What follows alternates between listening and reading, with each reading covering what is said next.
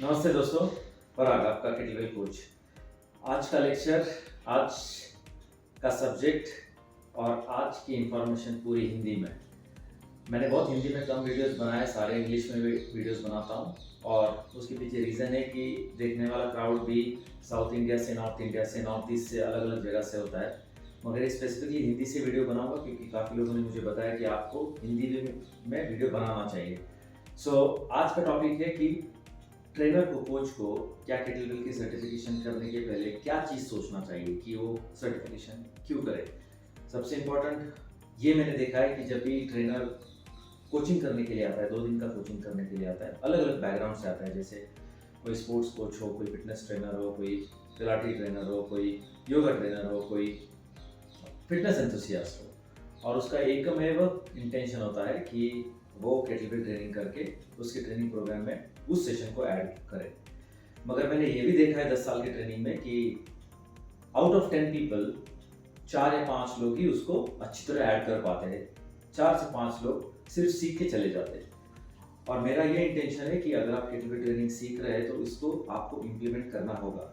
तो ये specific video उन लोगों के लिए है कि मैं चाहूँगा कि अगर आप ये ट्रेनर सर्टिफिकेशन 2 पूरे दिन का इंटेंसिव प्रोग्राम होता है, हिंदुस्तान में कहीं भी करें, तो ये 3-4 चीज़ें मैं आपको बोर्ड के ऊपर लिखने वाला हूँ। उस चीज़ के ऊपर आप वाकई में गौर करें कोर्स करने के पहले। ये वीडियो बहुत इंपॉर्टेंट है, तो आप इसको पूरी एंड तक देखिएगा।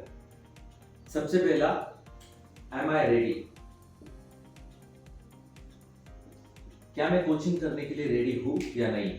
क्योंकि फिटनेस ट्रेनर हो या बैडमिंटन कोच हो या आप कोई भी हो, आपने केटलबेल पहले देखा होगा, यूट्यूब पे देखा होगा या सोशल मीडिया पे देखा होगा या कहीं पे भी देखा होगा।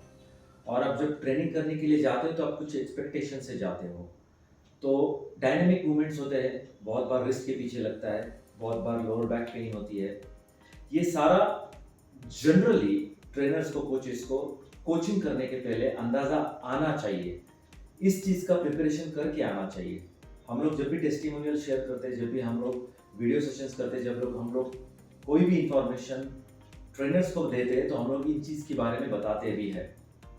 तो जब आप कोचिंग करने के लिए आए, आपको पहले देना है कि आपको रेडी हो क्या। 2 दिन का कोचिंग प्रोग्राम काफ़ी टफ होता है। अगर आपके पास फिटनेस का बैकग्राउंड भी हो तो भी ये टफ होता है। और बहुत सारे ट्रेनर्स, 10 में से 9 ट्रेनर इसको एंजॉय ही करते हैं।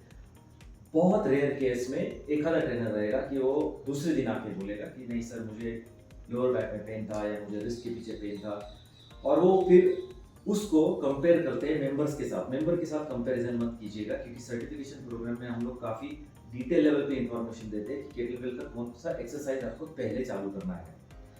अक्सर ये देखा गया है कि केटलबेल का स्विंग का एक्सरसाइज हम लोग पहला चालू करते हैं, जो गलत बात है। सबसे पहले उसका बेसिक फिटनेस का असेसमेंट होना बहुत ज़रूरी है। उसका बेसिक का कोर डेवलपमेंट बहुत ज़रूरी है। अगर ये चीज़ नहीं होता है तो आप केटलबेल स्विंग या कोई भी डायनामिक मूवमेंट दे नहीं सकते।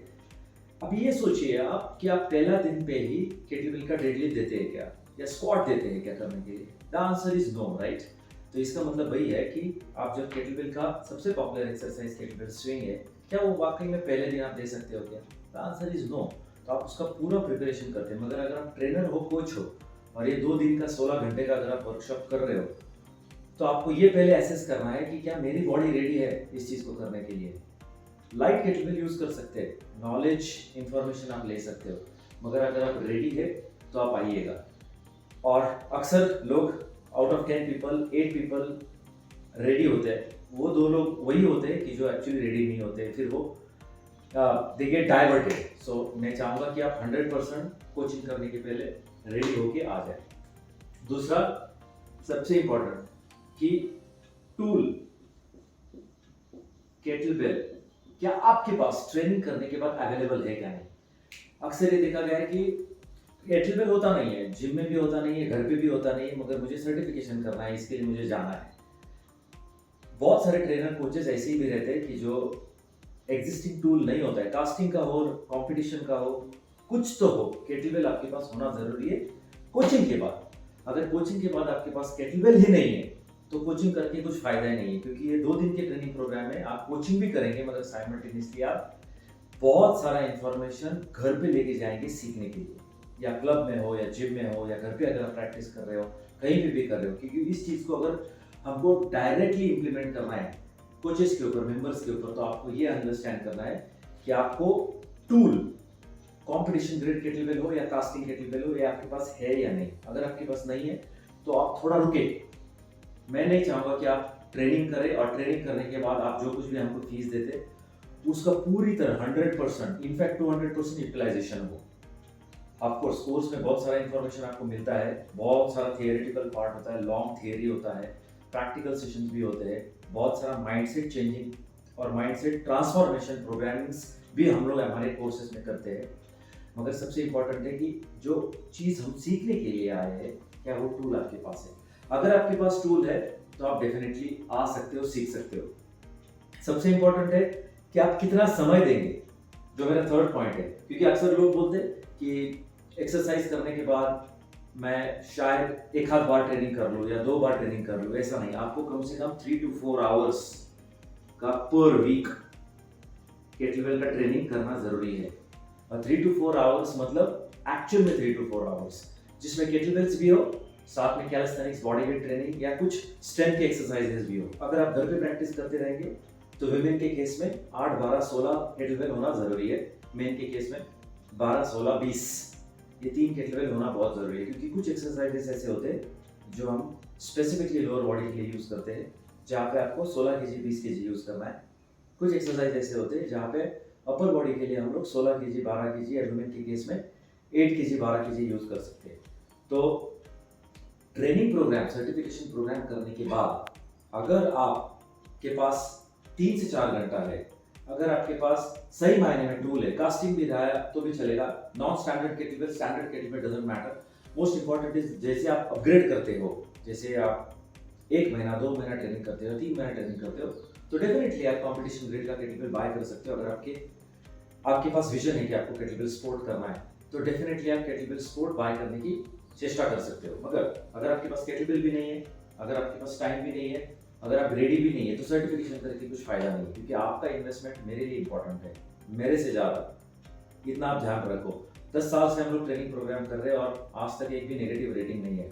मोर देन 1000 5 स्टार रेटिंग है। उसके पीछे सिर्फ एक ही रीज़न है, क्योंकि ट्रेनर्स आके सीखते हैं और मैं चाहूँगा इसको और अच्छी तरह कैसे सिखाया जाए। 16 घंटे के ट्रेनिंग प्रोग्राम करने के बाद आप इसको और अच्छी तरह किस तरीके से खुद के ऊपर इम्प्लीमेंट करें और अच्छी तरह किस तरीके से क्लाइंट के ऊपर इम्प्लीमेंट करें। देखिए, सबसे इंपॉर्टेंट बात होता है कि जितना आप सीखने की कोशिश करेंगे उतना अच्छी तरह आप सिखा पाएंगे।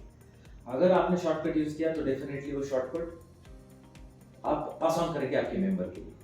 तो मैं चाहूंगा कि इसका पूरी तरह ज्ञान ले, पूरी तरह इंफॉर्मेशन ले, ताकि आप 100% टोटल 100% आप अपने क्लाइंट्स को इसका पूरी तरह बेनिफिट दे।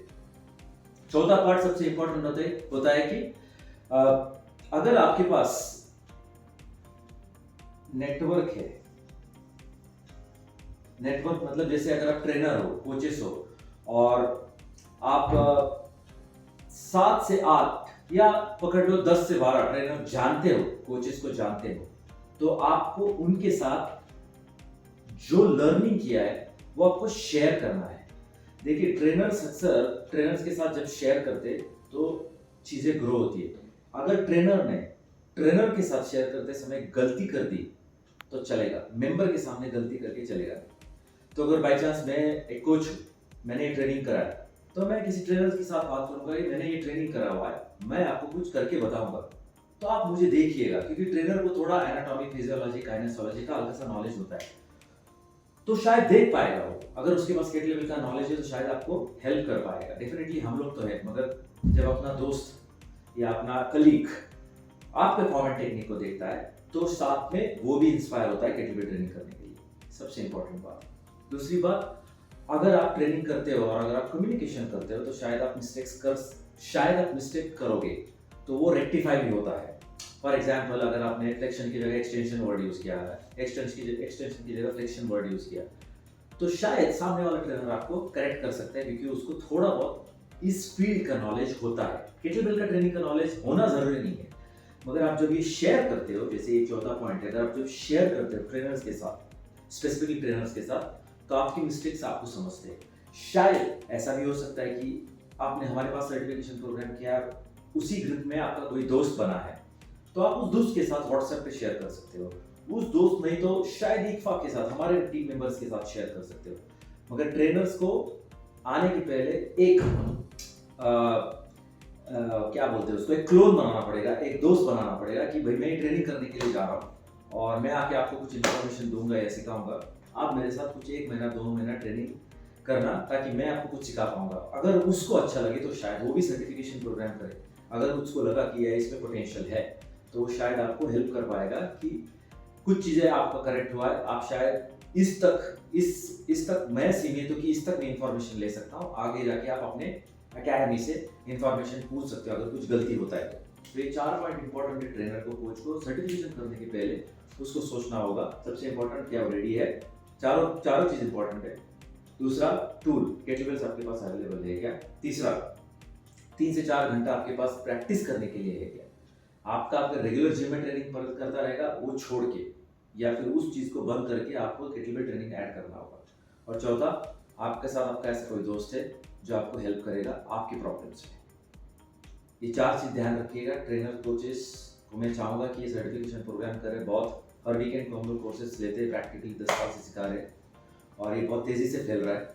और ये तेज़ी से फैलने के पीछे रीज़न आप ही लोग हैं, ट्रेनर्स ये कोचेस है जो एक दूसरे के साथ शेयर करते हैं इन्फॉर्मेशन, और ये बढ़ रहा है क्योंकि क्लाइंट्स को रिजल्ट्स मिल रहे हैं, नहीं तो ये बढ़ता नहीं। It is as simple as that. So thank you very much, I wish you good luck.